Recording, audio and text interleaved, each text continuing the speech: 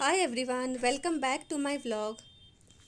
आज मुंबई में इतनी बारिश गिर रही सुबह से, कुछ गरम गरम खाने का मन कर रहा है।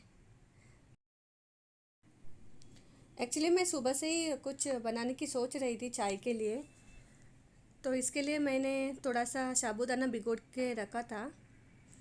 तो देखते हैं अब इसका क्या बनाएंगे।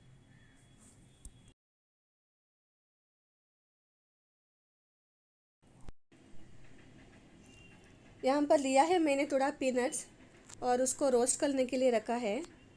इसमें से थोड़ा मैं लूँगी चटनी के लिए और बाकी का मैं पीस लूँगी थोड़ा दरदरा साबूदाना के लिए। चटनी के लिए लिया है मैंने थोड़ा सा क्यूमन, 5 गार्लिक के क्लोव्स, थोड़ा सा अदरक का टुकड़ा, 3 पेपरकॉर्न, 2 हरी मिर्ची और थोड़ा सा धनिया और इसके साथ थोड़ा सा पीनट्स। चटनी को ग्राइंड करेंगे आधा कप दही से। इसमें थोड़ा खट्टापन भी आ जाएगा।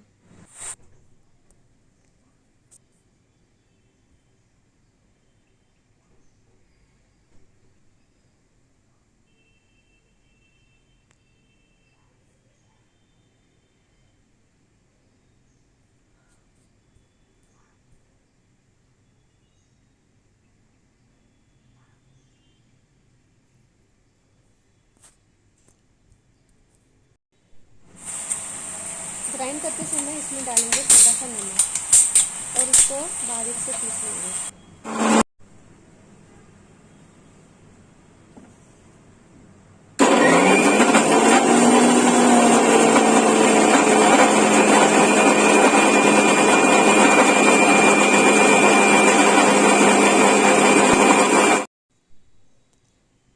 यहाँ पर मैंने बारीक साबूदाने का यूज़ किया है और उसको 3 घंटे के लिए सोक करके रखा था। उसके बाद उसको स्ट्रेनर में डाल के सब पानी इसका निकाल दिया है।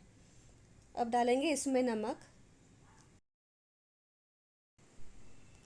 2 आलू को बॉईल करके रखा था मैंने, अभी मैश करके उसमें डाला है।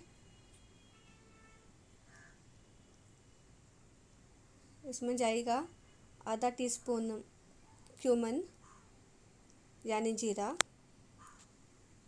2.5 टीस्पून राइस फ्लावर, एक क्रिस्पी बनाने के लिए हेल्प करेगा।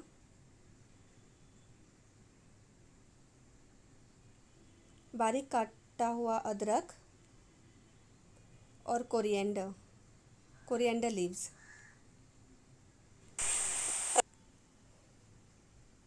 अब इसमें डालें पिसा हुआ पीनट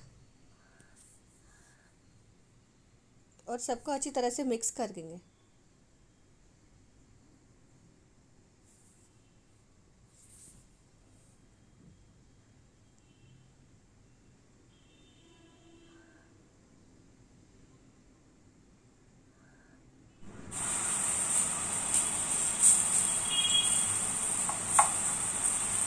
यहाँ तो हाथ का यूज़ करना पड़ता है, थोड़ा हाथ से ही अच्छा मिक्स हो जाएगा।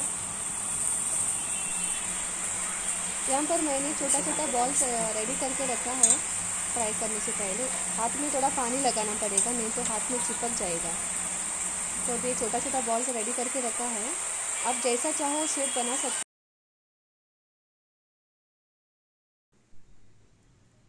मीडियम फ्लेम में उसको फ्राई करना है जब तक ब्राउन नहीं होता।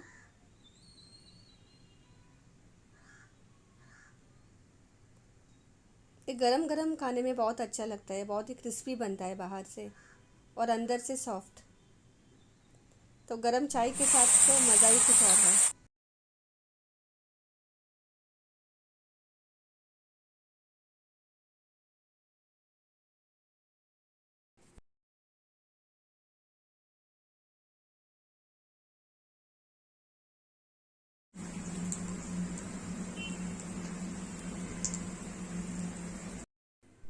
ये अभी ऑलमोस्ट हो गया है रेडी। बाहर से आपको ब्राउन दिख रहा है, अंदर से सॉफ्ट और बाहर से एकदम क्रिस्पी। अभी हम इसको निकाल देंगे।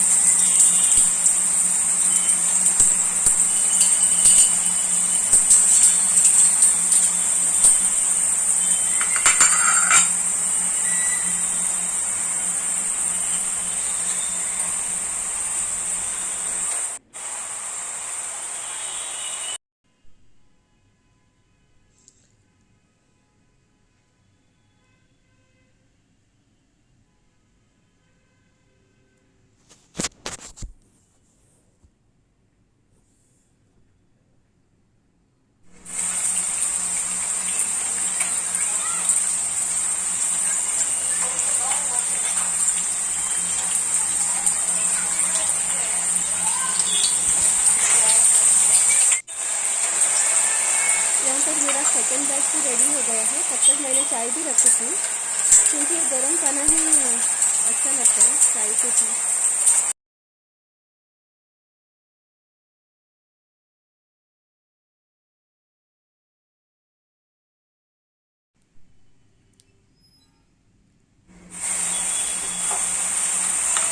अगर हम ये थोड़ा अलग अलग शेप से बनाएंगे तो बच्चों को भी बहुत अच्छा लगता है, दिखने के लिए अच्छा लगता है और बच्चों को खाने में भी इंटरेस्ट आता है।